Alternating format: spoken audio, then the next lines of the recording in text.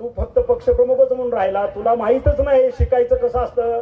कारण 19 ते 22 ला पर्यंतचे मूर्खमंत्री म्हणून तुमची नेमणूक केली, मुख्यमंत्री नाही. मी जर अयोग्य मंत्री असेल तर 2019 ते 22 चुकून बोललो का मी मूर्खमंत्री? त्या तानाजी सावंतनं 48 तासाच्या आत त्याच्या किडन्या ट्रान्सफर केल्या आणि तो म्हणतो की याला हद्दपार करायचा. अरे बाबा, परमेश्वरानं तुला ह्या पृथ्वीवरच हद्दपार केलं होतं, तू वाचलाच फक्त तानाजी सावंत मुळे. कालची पिढी बेरोजगार खासदार ज्याच्यावरती 1 कोटी रुपयाचा खर्च केला, तुला निवडून आणलं, तुला बापाची माया दिली आणि बापाची माया दिल्यानंतर लगेच बाप बदलला. काल आमच्या मतदारसंघामध्ये 2 दिवसापूर्वी तत्कालीन मुख्यमंत्री तत्कालीन पक्षप्रमुख घेऊन गेले. तत्कालीन विषय संपलेला आहे. आणि मग तत्कालीन आमदार 1, तत्कालीन आमदार 2, जो तत्कालीन आमदार 1 तो आता काहीतरी पुष्पगुच्छ घेऊन त्या विश्व पत्रकार त्याचा सत्कार करायला गेला. तत्कालीन आमदार 2 ह्याच्या घरी जेवायला गेले.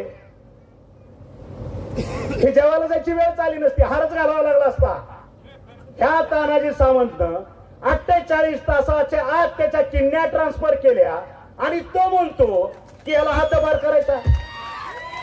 अरे बाबा, परमेश्वरानं तुला ह्या पृथ्वीवरच हद्दपार केलं होतं, तू वाचलाच फक्त तानाजी सावंत मुळे. तू वाचलाच फक्त तानाजी सावंत मुळे. आणि तुझ्या विधिलिखित जे असेल ते मी काय करणार नाही, तो तिथं बसलाय. मी फक्त माध्यम आहे, मी फक्त माध्यम आहे. कारण या तमाम शेतकऱ्याचा तानाजी सावंतवरती विश्वास आहे. हे परत एकदा हे शेतकरी सिद्ध करते. आणि म्हणून तत्कालीन पक्षप्रमुखांनी बोलले भूमच्या सभेत, भूमवाले आहेत माझ्यासमोर, अयोग्य मंत्री. आरोग्य मंत्र्याच्या ऐवजी काय म्हणले? आरोग्य मंत्रीच्या ऐवजी अयोग्य मंत्री. किती शिकले माहित नाही.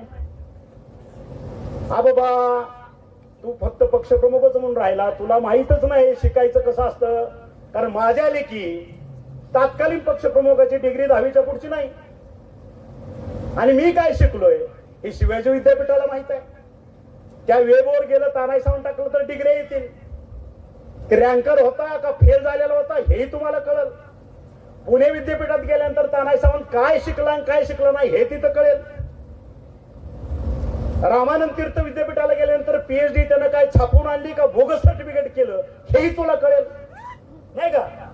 डॉक्टरेट पदवी ज्यावेळेस घेतली, मला कोणी आनंद दिली नाही. डिलीट दर घासली, मी अभ्यास केला, पदव्या मिळवल्या आणि कागदावरच्या पदव्या नाही ठेवल्या. ज्या तानाजी सावंतनं 700 रुपयावरती पगारावरती नोकरी केली 10 वर्ष, त्या तानाजी सावंतनं आज 30,000 लोकांना रोजगार उपलब्ध करून दिलाय. हीच माझ्या शिक्षणाची पावती आहे ना, हीच माझ्या शिक्षणाची पावती आहे. मला वेगळं कोणाच्या सर्टिफिकेटची गरज नाही.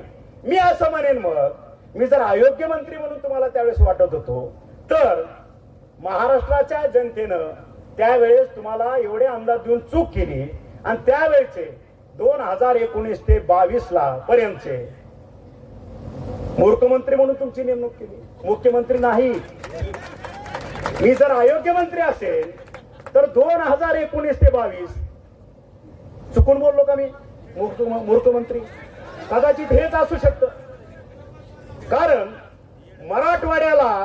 मराठवाड्याच्या तोंडाला फक्त पानं पुसायची, त्या ठिकाणी यायचं शिवाजी महाराजांचा इतिहास अमुक, सूर्याजी पिसाळ अमुक. अरे माझ्या लोकांच्या शेतकऱ्यांच्या पोटाची आग मिटवण्यासाठी तू काय केलं? काय केलं? फक्त बहुनी बोलायचं, इतिहास काढायचा शिवाजी महाराजांचा, त्याच्यावरती मत मागायची, 5 वर्ष पुन्हा डुंकूनही बघायचं नाही.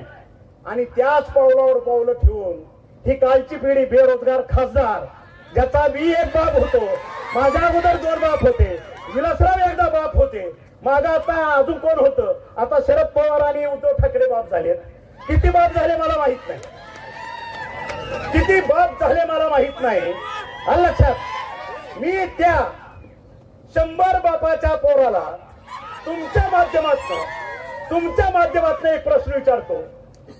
ज्या तानाजी सावंत तुझं तिकीट तिथं खमक्या म्हणून उभा राहिला ह्या उद्धव ठाकरेला पक्षाला 10 कोटीचा निधी दिला चेकनं, तुझं तिकीट आणलं, तुझ्यावरती 1 कोटी रुपयाचा खर्च केला, तुला निवडून आणलं, तुला बापाची माया दिली आणि बापाची माया दिल्यानंतर लगेच बाप बदलला, असं कसं चालतं? तुम्हाला मान्य आहे का? आपल्या पोराने दुसरा हे माझा तुझा बाप नाही, तू हा माझा बाप आहे म्हणलेला आवडतं का? काय कराल, काय कराल तुम्ही? आपल्याला ते करायचं आहे, आपल्याला ते करायचं आहे. आपल्याला भावनेच्या राजकारणात जायचं नाही. आपलं एकच आहे, बाप दाखव नाहीतर श्राद्ध खा. विकास काम, फक्त विकास. माझ्या पोरांच्यासाठी काय, माझ्या गावच्या विकासासाठी काय, माझ्या शेतीच्या पाण्यासाठी काय. ह्यांचा जीव फक्त कॉन्ट्रॅक्ट, ह्यांचा जीव फक्त अधिकाऱ्याला शिव्या घालणे, ह्यांचा जीव फक्त अधिकाऱ्याला एकानं जायचं शिव्या घालायच्या, दुसऱ्यानं जाऊन तोडपाणी करायचं, पैसे घेऊन यायचे.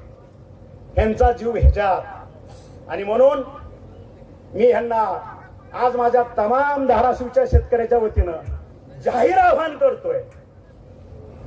आता कुठल्या बापाला तू जरी पुढे घेऊन आला तरी हा शेतकरी तुला फसणार नाही, तुला घरी बसवल्याशिवाय आम्ही स्वस्त बसणार नाही. ही आज मिरगव्हाणच्या शेतात घेतलेली आमची शपथ आहे. तेरणाचं भंगार चोरा, तुम्ही त्याचे साक्षीदार आहेत.